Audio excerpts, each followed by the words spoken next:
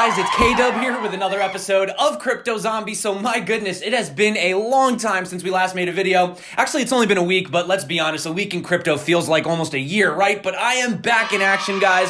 Thank you so much for everybody that was concerned. No, I did not go missing. I did not exit scam. YouTube did not block me. I just simply needed to take some time off. In fact, if you guys haven't joined the Crypto Zombies Telegram group, I will drop the link below. We basically went over this. I'm not going to go into it in the video today. I do have a lot of stuff to cover, but that being said, guys, we are back in action, and yeah, Bitcoin price is looking pretty good. So let's hop in and let's have a look at what is going on. But man, guys, I leave for 1 week and Australia's on fire and we're going to war. What is happening? That's it. I'm not taking any more days off, but all sincerity, guys, before we get into like the actual video, if you haven't checked out this post from Alex Saunders, essentially they are doing a donation, for the fires in Australia. Now, this is legit. This is not a scam. I know this guy, and you can see right here, they do have all of the transactions verifiable. In fact, if we give this day a quick refresh, you can see they've almost had about 1 Bitcoin in donations, which is pretty incredible. So if you guys are looking to, help out, I will drop that below. But let's dive in. Let's have a look at what is going on. But before we do,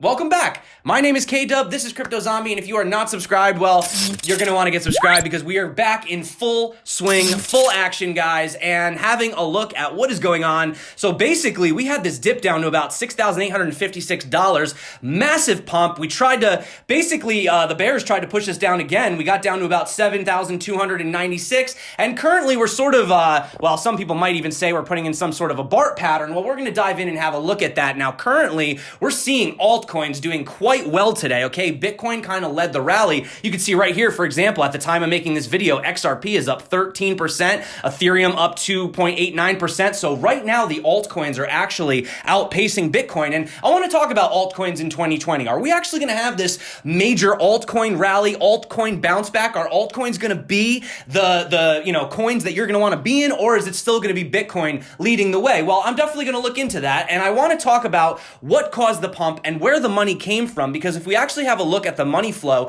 in the past 24 hours, I don't mean to burst your bubble, guys, but not that much money has come in from US dollar. You can see right around here, we're only around $335 million, as far as, brand new cash coming in, whereas most of it is just Tether and a little bit of Bitcoin bleeding out into the alts, right? So take that with a grain of salt, but let's dive in. Let's have a look. Let's have a look at the year, actually. Why not, right? I haven't really made a video since the new year. So you can see right here, guys, clearly, if you take all of this out, Bitcoin is still up, although we did have a massive rally and subsequent pullback, ultimately, currently from, basically January 1st to where we're sitting right now. Bitcoin is still up 94%. So we'll take it. And yes, we were the best performing asset of 2019. And we actually are back on this legacy trend line, which I'll get into in just a bit. Now, having a look right here, should we be getting excited? Well, there are some things to get excited about. There's some things not to get excited about. Number one, I am happy to see that we finally got above the 50 moving average right here on the daily and the 21 exponential. Now, by the way, golden crosses, death crosses don't really matter as far as these exponentials and dailies crossing each other, but being above both of them at the same time, in my opinion, is good short term for Bitcoin. But don't forget, guys,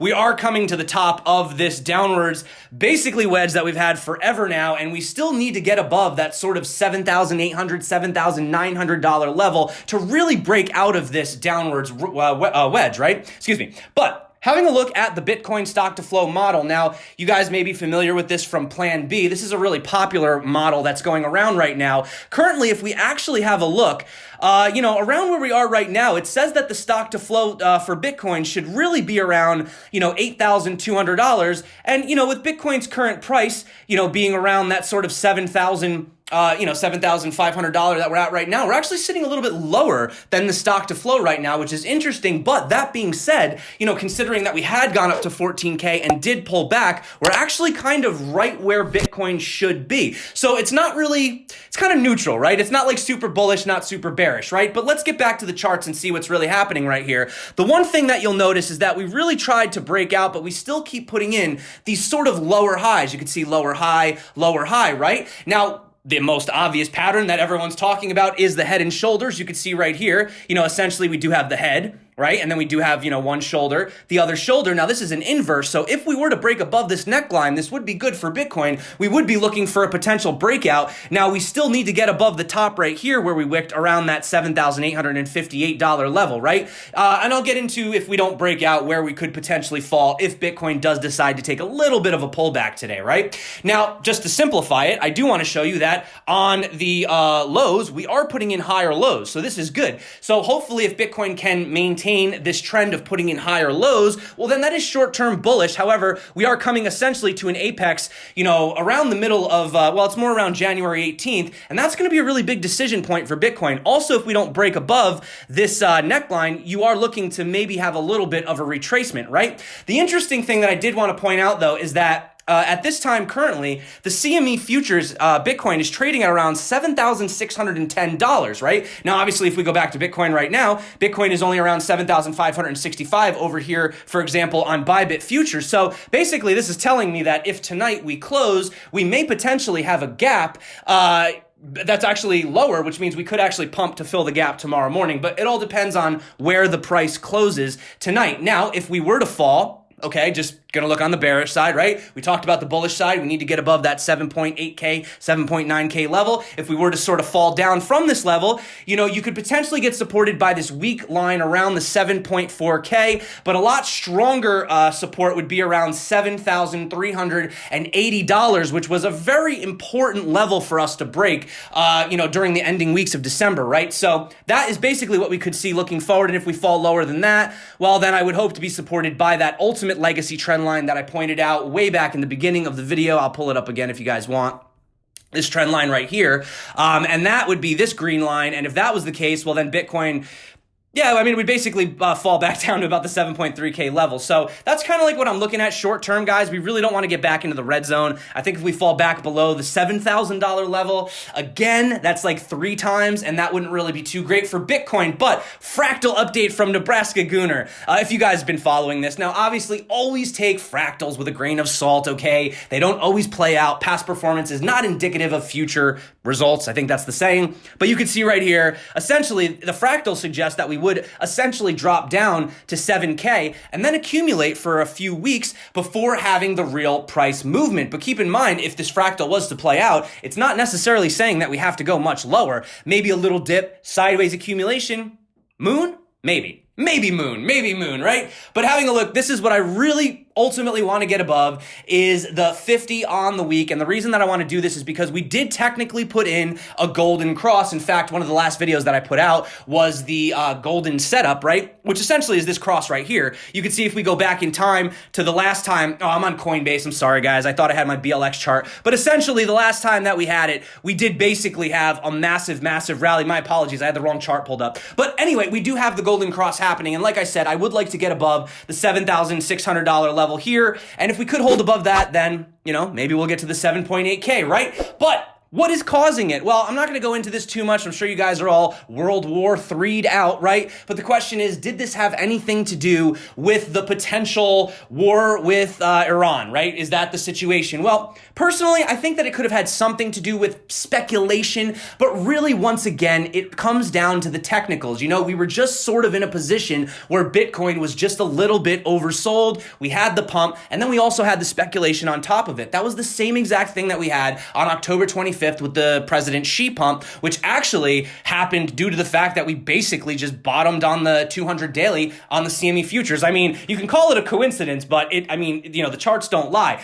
But that being said, guys, having a look at essentially what Eric Crown posted, you could see that there was some fake news going around about the price of Bitcoin in, Iran, saying that it was like some crazy high number, right? Well, no, it wasn't. Essentially, you have to look at the conversion rate, based on essentially like retail versus government conversion, but I'm not going to go into it. Long story short, it was fake news. That's really all you need to know.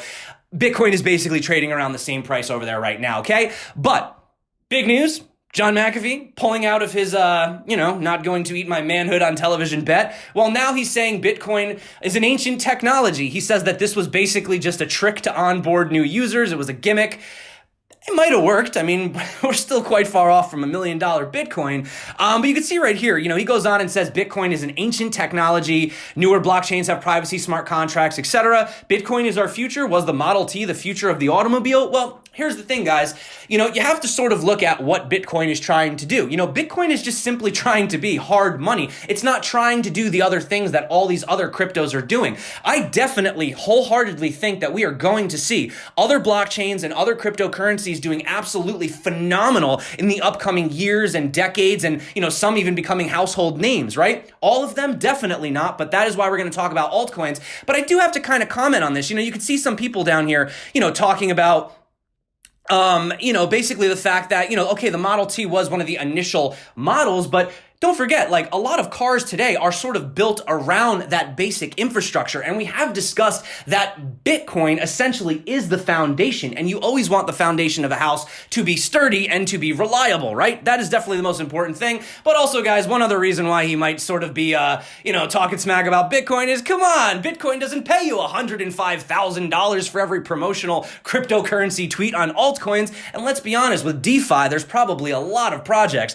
that could really use some promotion. So just kind of saying, you always got to look at the different motives behind why people say what they say. Not saying that's the case, but I just wanted to kind of point that out. But who we really should have been listening to all this time? Jake and Amir, who posted this video. And if you haven't checked it out, check it out. This is from College Humor. It got 13.6 million views, and it came out March 18th of 2020. So imagine if you bought Bitcoin back then. In fact, you don't have to imagine. I'm going to show you. So having a look over here, this is a historical snapshot from March 16th of 2014. Bitcoin, $631. Litecoin, $17.35. XRP, 1.5 cents. And then we have, what is this? Aurora coin, Spain coin, which by the way was up 513%. Wild West days back in those days. Peercoin, Dogecoin, Omni, NXT, Namecoin, Counterparty, BitShares, Marinecoin, Quark, Feathercoin, Primecoin, Infinite Coin, Novacoin, Megacoin, WorldCoin, YBCoin.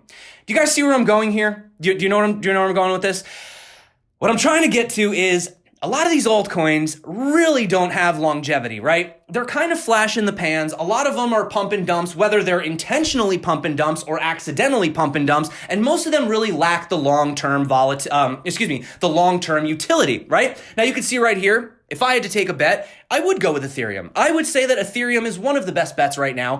XRP is pumping as well. But you can see right here, they say close to 3% of Ethereum's entire supply is now locked in DeFi, which is pretty interesting, right? So the threshold of 3 million ETH has just been crossed for the first time, with the decentralized, tokenized dollar DAI dominating considerably. So this essentially is showing us a bit of utility. Now, some people that are not feeling very bullish on Ethereum are BitMEX Research, saying 2020 here, and despite the cold, we're about to put on our ETH shorts. The challenging part will be knowing when to take them off. So should you be shorting Ethereum? Well, I don't give calls on this channel, guys, but if we had to have a look at the charts right here, you will notice that Ethereum is actually trending in a very similar downwards descending wedge like Bitcoin is, right? Only catch is this is not compared to the US dollar. This is actually an Ethereum Bitcoin pair, which basically means that this is Ethereum's performance against Bitcoin.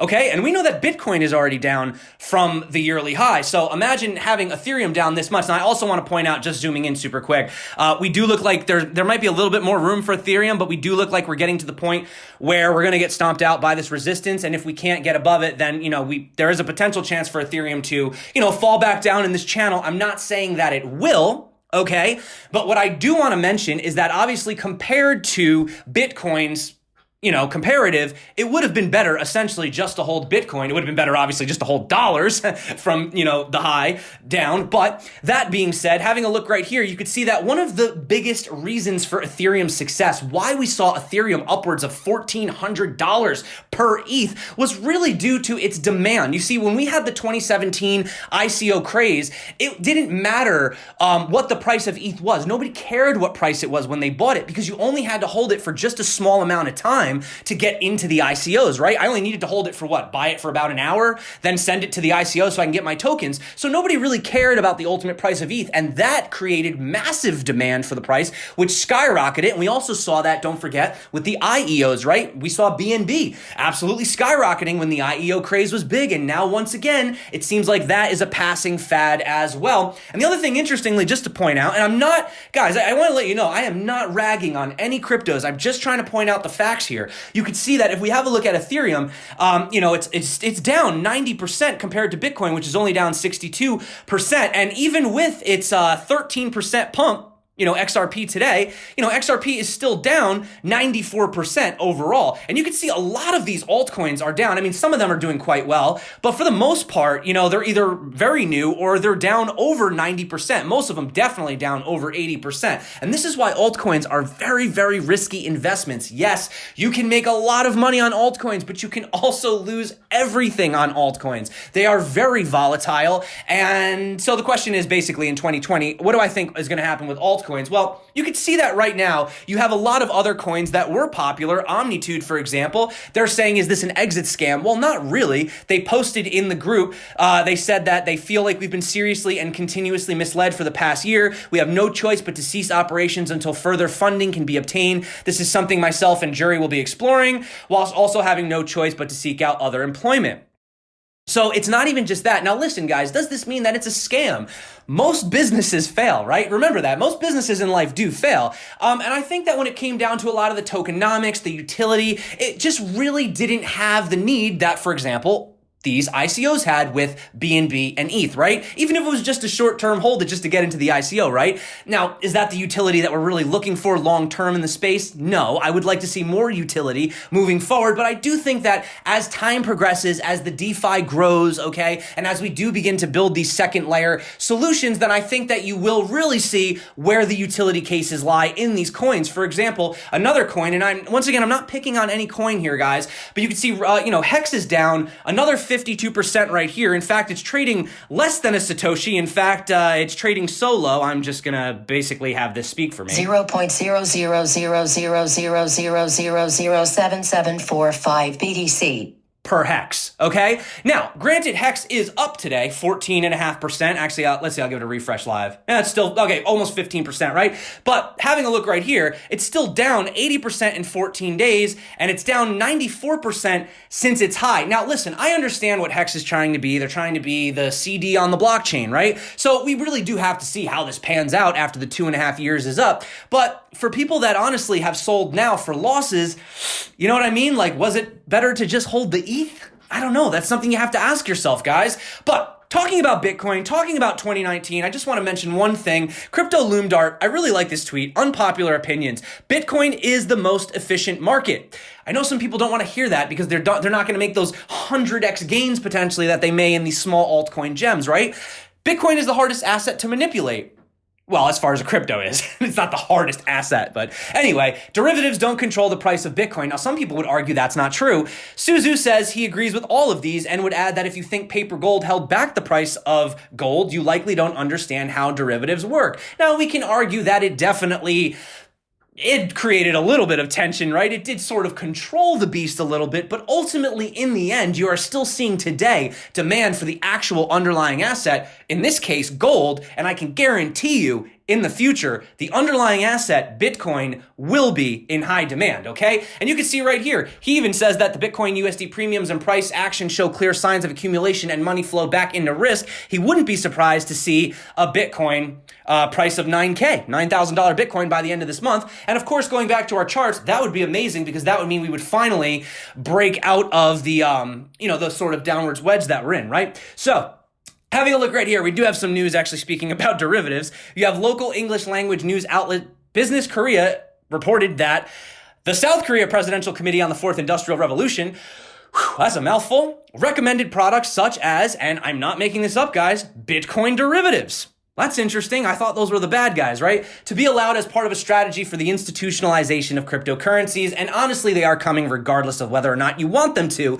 Also, they suggested that the local financier sector should develop and introduce a Korean custody solution to avoid relying on only foreign custodians when handling crypto assets, and Bitcoin should be listed directly on the Korean exchange. Kimchi Premium, anybody? Guys remember that? No? Maybe? Maybe you're new? Okay. Anyway, the country's sole securities operator located in Busan. The committee also advised the government to consider introducing business licenses or guidelines for cryptocurrency exchanges and integrating products related to the crypto assets into the financial system into the mid to long term.